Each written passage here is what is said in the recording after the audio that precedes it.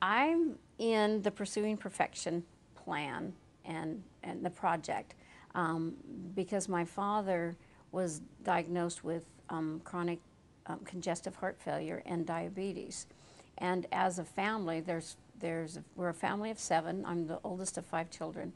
And none of us kids were ever involved in the health care of either one of our parents because they came from an age of, I can take care of myself, you just don't share those types of things.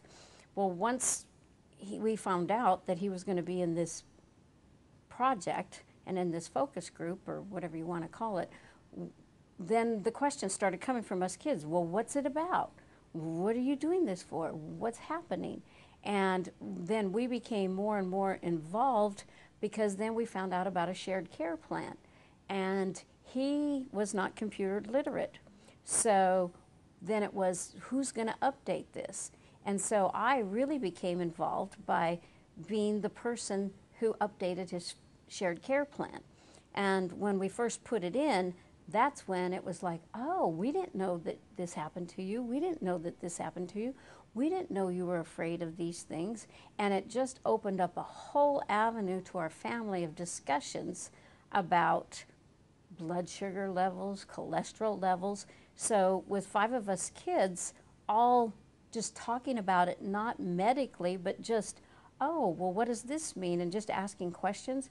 We learned so much about it, and Dad then became, again, the leader, or, of his whole life. So it wasn't like he was giving up anything. He was including us in it. And that's what got us started. And so when he'd go to the doctor, then the minute he'd come home, I'd say, okay, what did he say? Because I got to put it in your shared care plan. And so we just learned all these new things about diets, about heart disease. And then the aha moment came when I went to the doctor and I was following down the same footsteps genetically as when he had his heart attack. Okay, now this is something that could happen to you. Not that I was going to have a heart attack, but I mean, I was getting the blood pressure, and all of a sudden I knew a lot more than I ever did and said, no, this is not going to. I'm going to do things about it. And my brother, who is right down that same path, all of us have changed our lifestyles. So not only were they treating Dad, we got a 6-for-1 deal through this whole plan. So we're all, that's what really got me into it, the first part. And yet I knew that there were some things that he needed to not just share with us, as a family, because it's some things he didn't want us kids to worry about or Mom to worry about. And Nancy Stothard, who was his clinical care specialist, I think is what they call them, became involved. And then it just was like, he thought he was the most special person in the whole world, which we already knew he was. But every time he'd go to the doctor, we'd update the shared care plan. Every time his medications changed, we would do this. And if I didn't go the next day, he'd say, where's my plan? In case he had to get called to the ambulance or something like that. And my mother felt so good about it. It was just like they felt safe and comfortable, like there wasn't going to be any problems. And I guess that's how I really got involved with it and have stayed with it because of that, because it's made such a difference to our whole family. So what's some of the work that you've done as a family representative on behalf of your father that you've done with the project work? Okay, as far as the project work goes, I've worked with Cindy Manning as, I don't know the titles. I think it's board of, On the advisory council. on the advisory council. So I work on the patient advisory council, done numerous, when people from Robert Woods Johnson Grant come and they want to talk to family members or something, we've gone to many luncheons. My mother and father also went to many luncheons and would tell our story. We've worked with other patients, and sometimes just that sharing and being in the group makes us all feel a little bit better.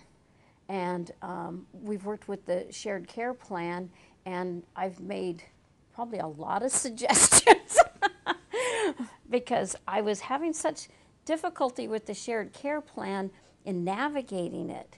You know, his medications were changing so quickly. I mean, they could change, like on Tuesday they could be one way. Well, Tuesday night they had changed them again. And it was, at first, it was difficult to get in to document the changes of what happened to his medications. The medication part of a shared care plan is invaluable, because there was incidents when he went into the hospital one time and they did not have the updated shared care plan.